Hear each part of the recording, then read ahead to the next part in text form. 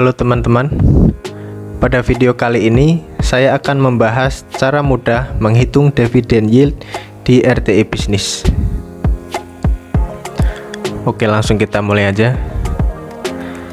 Pada contoh berikut bisa kalian lihat sendiri, ini adalah case statistik laporan keuangan dari saham Link yang ada di RTI Bisnis. Dalam data berikut kita bisa lihat pada bagian earning ini masih dalam posisi laporan keuangan yang sama, di mana EPS-nya sama, BVPS-nya juga sama, dan data-data yang lain pun masih sama. Tapi jika teman-teman lihat pada bagian valuasi, pada bagian valuation, dividen yield-nya berbeda. Loh, kok bisa ya? Dan tak hanya dividen yield, tapi price earning ratio dan PBVR-nya pun juga berbeda. Buat teman-teman yang sudah nonton video saya sebelumnya, yaitu tentang bagaimana cara membaca valuasi harga saham, tentunya sudah tahu kenapa bagian valuasi ini berubah-ubah. Dan buat yang belum tahu, kalian bisa tonton video saya sebelumnya, linknya ada di deskripsi. Perubahan valuasi tersebut dipengaruhi oleh harga saham. Bisa kalian lihat bahwa di sini harga sahamnya mengalami perubahan. Yang tadinya ada di harga 2.590 naik ke harga 3.010. Oleh karena itu valuasinya berubah menjadi semakin mahal. Termasuk juga dengan dividen yield-nya berubah lebih kecil daripada harga sebelumnya.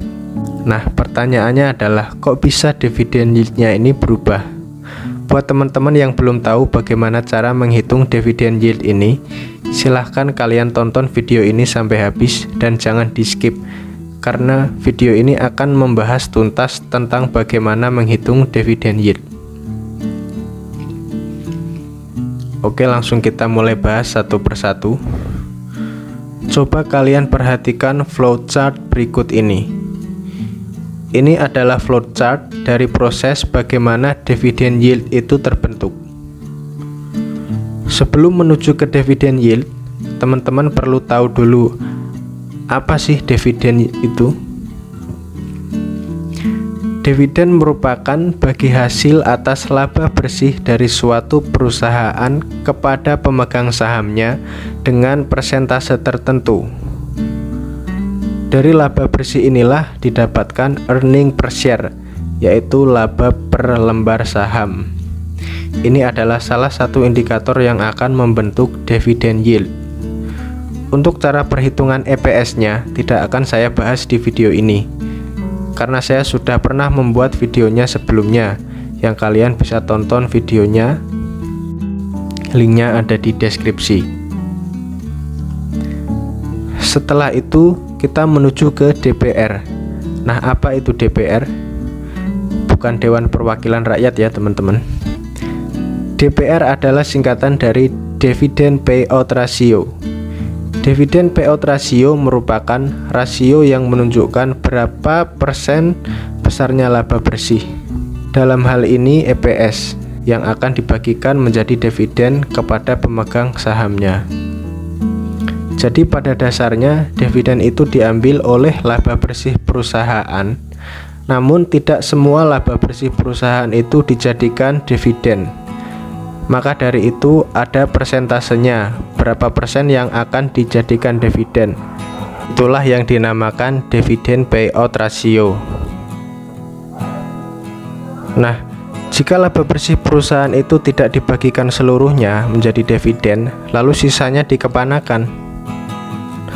Ada banyak alasan kenapa laba perusahaan tidak seluruhnya dibagikan menjadi dividen kepada pemegang saham. Beberapa di antaranya adalah bisa jadi perusahaan itu adalah perusahaan yang masih berkembang. Jadi dia butuh cash yang lebih untuk melakukan ekspansi misalnya, atau untuk menambah cabang dan lain sebagainya.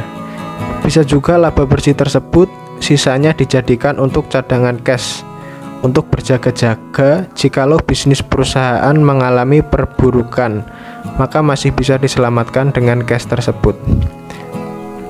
Tetapi ada juga perusahaan yang membagikan seluruh laba bersihnya menjadi dividen.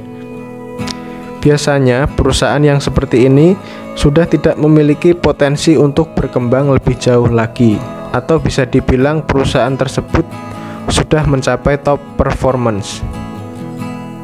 Kemudian dari DPR tersebut akan menghasilkan DPS.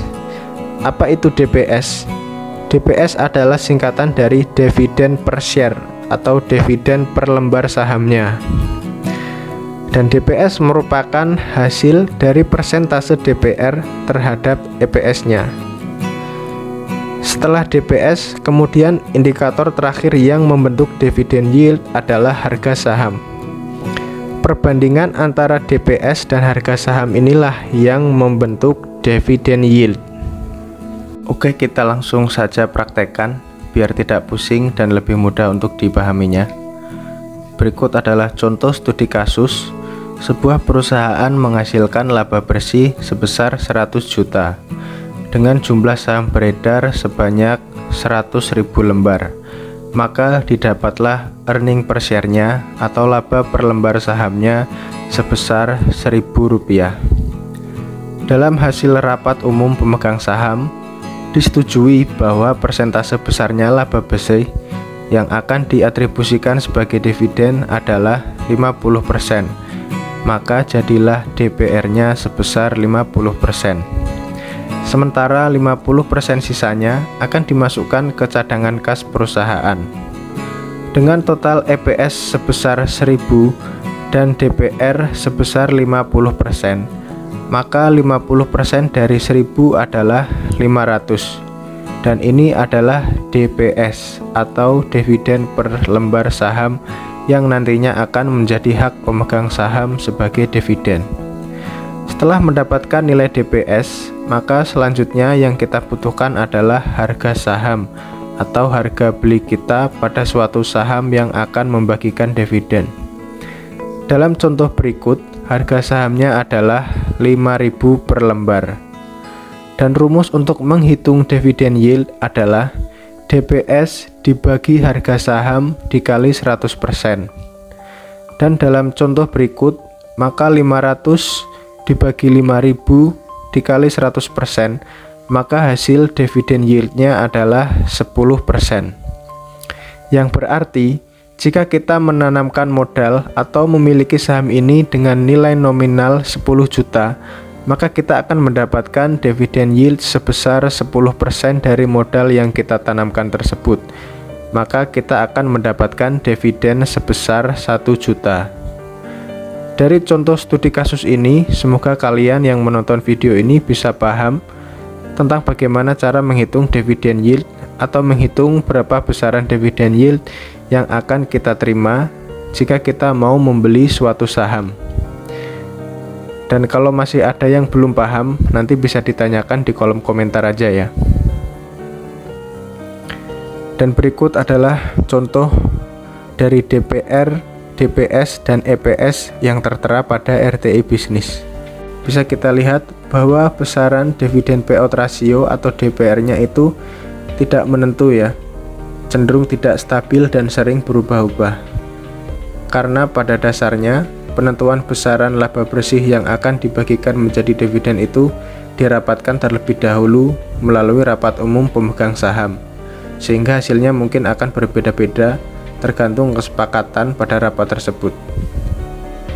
Dan bisa kita lihat untuk bagian DPS pada 2017 hasilnya ada 50,75. Ini merupakan 15,33% dari total EPS-nya, yaitu 331. Kemudian pada tahun 2018 dengan EPS 259 dan DPR 89,59%, maka DPS-nya adalah 232,03. Begitupun pada tahun 2019 secara perhitungannya sama. Dengan hasil yang tertera di sini, kita dapat dengan mudah menentukan berapa besaran dividen yield yang akan kita terima berdasarkan harga beli kita pada suatu saham. Oke, cukup sekian untuk video kali ini. Jika kalian suka video seperti ini, silahkan like, komen, dan juga subscribe agar saya semakin bersemangat untuk membuat video-video selanjutnya. Terima kasih dan sampai jumpa pada video selanjutnya.